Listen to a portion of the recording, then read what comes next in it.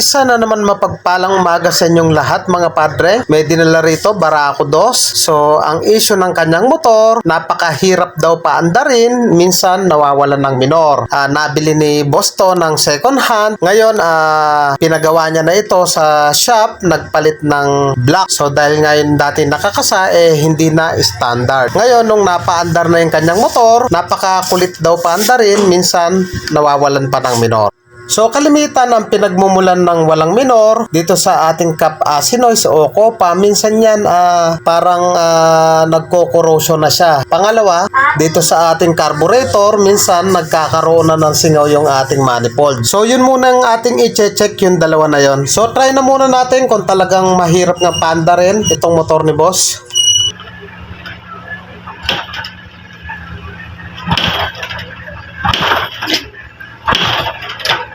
Nakatanggal yung ano.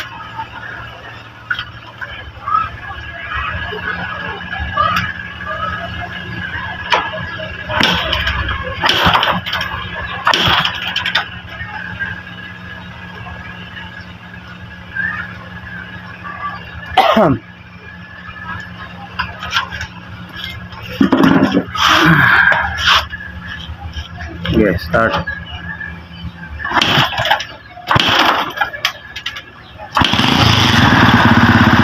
So yun mga padreng, nakita nyo napakadaming tadyak bago umandar.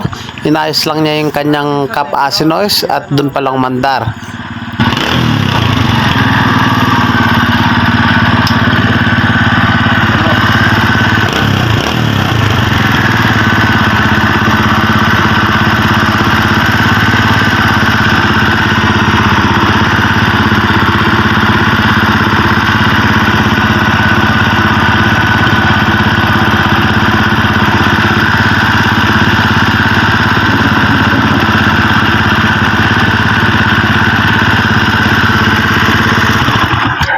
So yun, may minor na siya, kanina wala.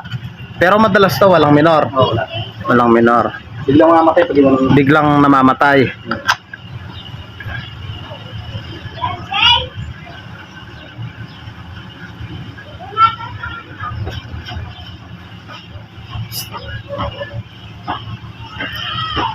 Huwag kang pupunta sa ilog, dito ka lang. So kalimitan mga padreng, pag ganito yung issue, ang mga pinagmumulan ng walang minor, minsan tong manifold dito may singaw or maluwag. So cause po yan ng walang minor. Pangalawa, minsan dito hindi siya halos kumokontak. So napansin nyo kanina nakatanggal siya kanina.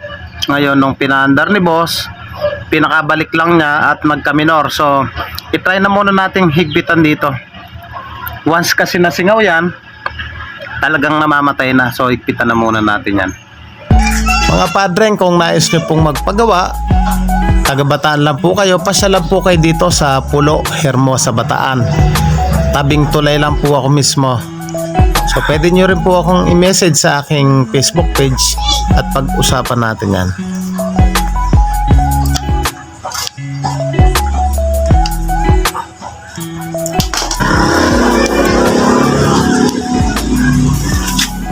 Ito, bawasan na muna natin to.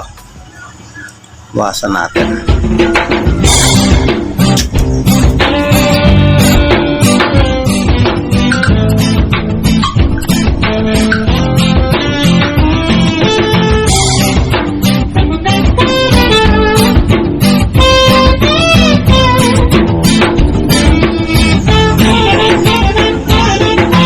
Patingin-tingin, di naman makabili.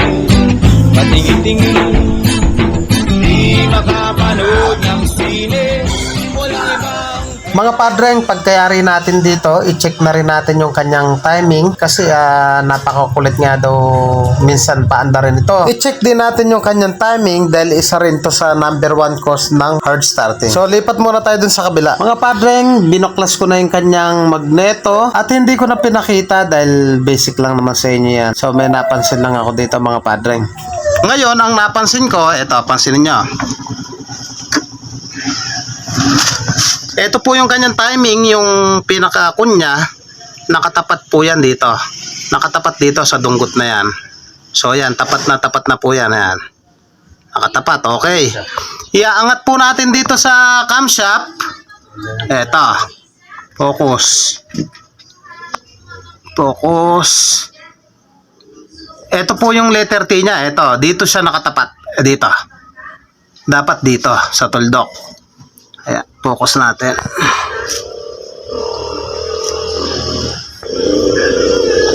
Mag-focus. Ayan. Focus. Ayan o. Ito yung timing nila. Hindi siya nakatapat dito sa tuldok. So ngayon dapat ganito. Ipipiting ko to. Ayan. Dapat ayan ang timing niya. Ayan. Dito. So dapat yan ang timing niya. Ayan. So anong nangyari? Nakapihit siya ng ganyan. So dito, dapat to nakatapat. Diretso tayo dito. So kulang ng isang ngipin ang problema nito mga padreng. So itatapat natin ngayon yan. Papakita ko sa inyo na eto, ayan o, layo o. Dito. Ayan o, layo o. Dito siya nakatapat. Sa parting kanan, dapat nakatapat mismo yan sa may tuldok. So aayusin ko na muna yan. May mga tutorial naman tayo paano magkabit ng timing chain. So alam ko na, alam nyo na yan. Itatapat ko muna, tatanggalin ko lang to. Tsaka ipipihitin ko lang yung camshaft natin. Tatapat natin dyan. Ikabit ko na rin yung magneto para makita nyo na rin yung sinasabi ko. Kasi dito sa may magneto, may guwit yan eh. Ayun na siya yan. Palang ng motor eh. Hindi na kami nakita na yung problema. Kita ko ng problema. So ay mga padreng, para lubos nating maunawaan, kinabit ko na muna yung magneto. Dito sa parting magneto, yan, focus. Ayun natin. Ito, tong marka na to, letter T. Itong letter T, nakatapat siya dito, nakatapat dito sa dunggot. Meron siyang parang titi. Ayan, to. Itatapat natin ngayon yung letter T, yung guwit. Medyo malabo lang, ayan, oh. Nakikita naman eh. Tatapat natin dito. So, ayan, nakatapat na siya. O, ngayon, silipin natin dito. Ayan, oh. Ito yung kanyang letter T. Ito, linagyan na nila ng marka. Tingnan nyo po. Tututok natin. Dito siya nakatapat. Dapat dito. Dito. Kulang po siya ng isang ngipin. Labo ng cellphone. Ayan, oh. So, pipitin natin ngayon yan.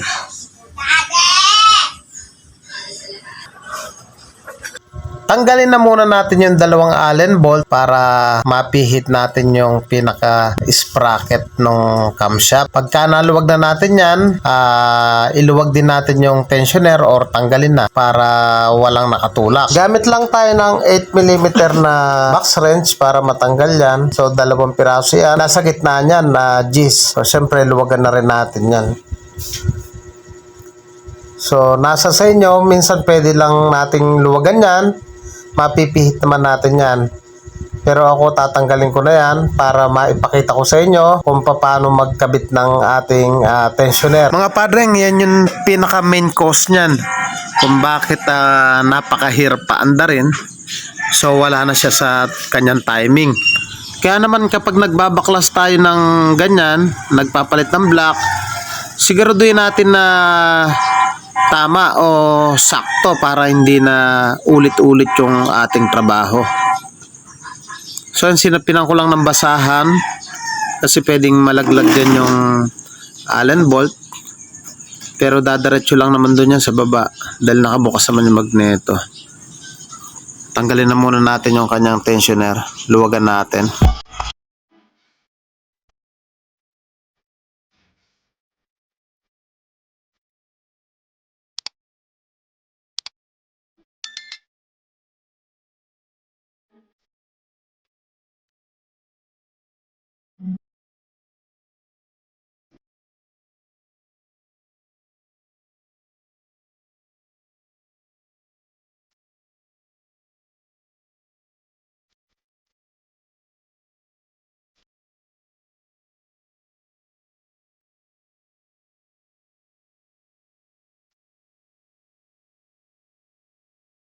So yan, ipipihit ko lang ng isang ngipin yung ating sprocket. Iaangat ko lang yung kadena. So yan, isang ngipin yun. So yan, okay na mga padre at pwede na nating tornilyuan yan. At para makasigurado tayo mga padre na talagang okay yan, tulak natin itapat na muna natin yung magneto sa letter T. Tapos tulak natin yung tensioner. So yan okay na siya. Ganyan, dapat itulak natin ng kamay yung kadena para humigpit siya, malaman natin kung talagang nakatiming na siya. So, ikabit ko na muna yung tensioner. So, binata ko lang spring tsaka ako sinutan ng ting-ting. Ayan, tapos, ayan, ganun lang. May ting-ting siya dun sa labas. Dinak ko lang dun sa may spring. Tsaka, ipapasok ko na yan. Ayan. Hugutin nyo yung ting-ting pag binalik nyo mga padre. Ayan, tapos balik na natin yung dalawang 8mm dyan. Tapos tornilyuan na natin yung camshaft sprocket nya at okay na yan mga padre.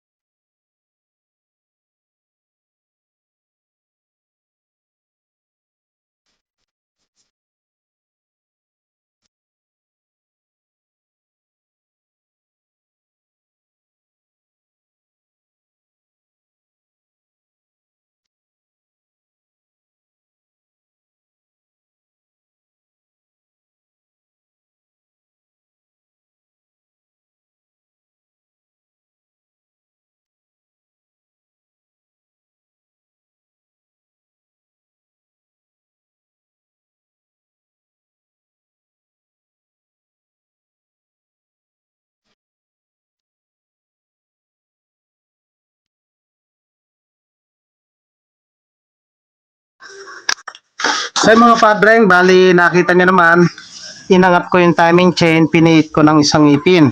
So ipapakita ko sa inyo, itatapat natin tong magneto, may makikita kang letter T dyan.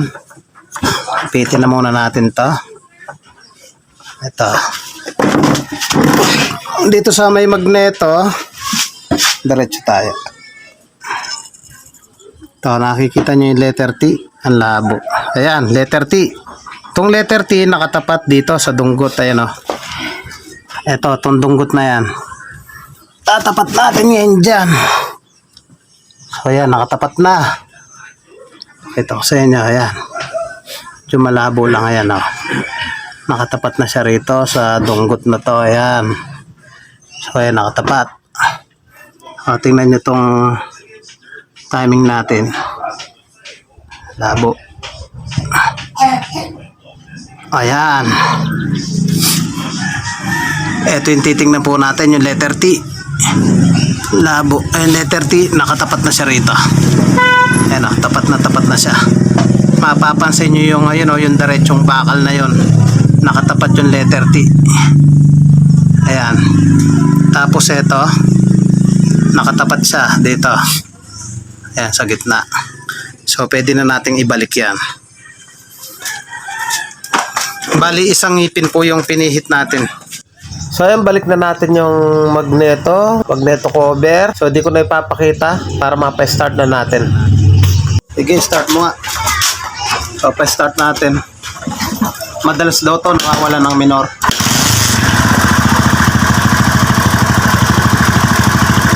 So bali ang ginawa ko lang mga padreng, hinigpitan ko yung manifold, binawasan ko lang yung kanyang high tension wire, tapos yung timing inayos natin. So okay na yung motor ni boss. Kaya naman kung nagustuhan nyo yung ganitong video mga padreng, huwag nyo pong kalimutan ng paki-like, paki-subscribe, pakit na rin po yung notification bell para updated po kayo sa mga videos na ilalabas ko. Thank you po sa inyo. God bless at mabuhay po kayo.